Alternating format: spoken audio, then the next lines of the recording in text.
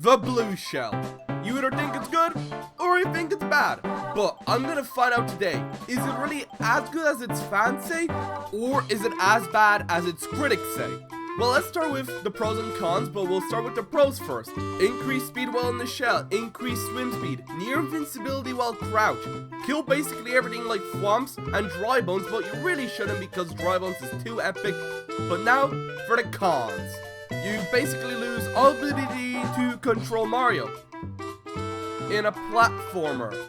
So you can easily tell why people hate it, because not being able to control well in a platformer is really bad, as precise jumps or just jumps in general become really annoying to perform, or even trying to just do a ground pound in the air. It's also gonna be annoying because you're just gonna be in the shell. Hell, even going into the opposite directions it has, because you have to stop and then try to move, which there will be some, sliding motion at the end. So you do have a chance of also just falling off as soon as you try to get out of the shell. Which, again, in a platformer, not being able to control well or even do jumps even somewhat well is very annoying, and it just makes trying to play as Mario more of a challenge, and it's just annoying to do. The power-up becomes more of a detriment. But the final con is that it's marked as the best item, or I don't know what it would be called, but if you don't know what that means, well, basically, you know how once you become Fire Mario, you can no longer become just normal Mario by grabbing a mushroom and it'll either just disappear or go into your saved item slot? Yeah, that's basically it with the blue shell, where once you have it, you can no longer become Fire Mario, and you're stuck with it unless you take damage or, well, use the Mega Mushroom, because that's even better than it. But yeah, pros and cons are all nice and dandy, but how it works with the level design is more important. So we'll get into the level design and which stages it works well in and which ones it doesn't. Let's split this part into 3 parts: near useless, not recommended, and usable. Let's start with the near useless one, starting with auto scrollers, and pretty obvious, you can't spin.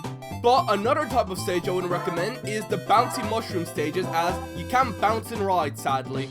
And the last one's tower levels, aka vertical levels, but tower levels sound much nicer.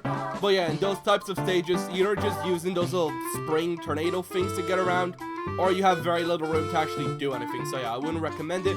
But the stages being 1-Fortress, 1-5, 2-A, 2-6, 3-Fortress, 4-1, 4-Fortress, 4-6, 5-Fortress, 5-4, 6-1, I should say 6-Fortress, but Invincibility Crouch rocks, baby.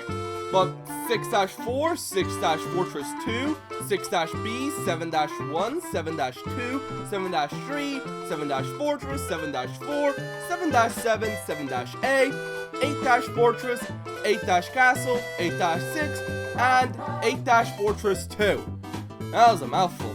Now, by all means, I don't mean that the power-up is completely useless in these stages, but you mostly get like a second at most, and it would be much better just to use the Fire Flower. Even in stages with my boy DB, it's too irritating to even attempt to use it to kill him, as you could probably see in my new Super Mario Bros. Genocide run video. I mean, I guess you could spam invincibility crouching for these stages, but that's already the point of the power-up, and sometimes it can leave you in bad situation with the enemy just trapping you. Trust me, that's happened to me a lot. But let's just move on to now for the stages where I don't recommend it, but where you could get some use out of it. Like, I wouldn't recommend stages with a lot of platforming, mainly just the sky levels like 1-3 and 3-2. And lastly, a bit of a shocker, but water levels, as the Fire Flower is way better, as you can still kill shit underwater with the Fire Flower, and it doesn't really just does more stuff than just swim faster.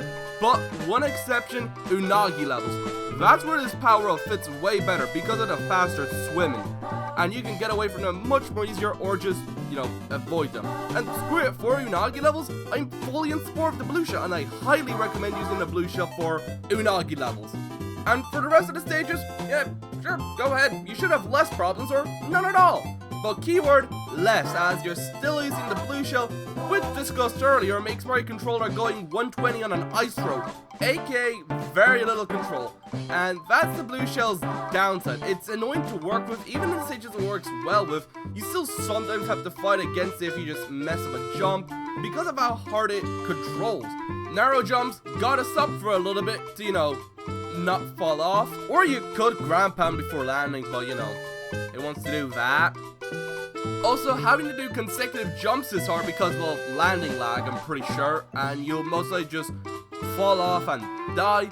Or you have to play slower by starting to move opposite direction mid-air, making you go slower, which seems like the opposite purpose of this power-up and just makes controlling Mario more clunky, as most of the time you're just used to holding forward and doing jumps. You're not really used to holding a button or just holding a direction and then having to stop, start turning the other direction, and then trying to do another jump, losing basically all of your speed.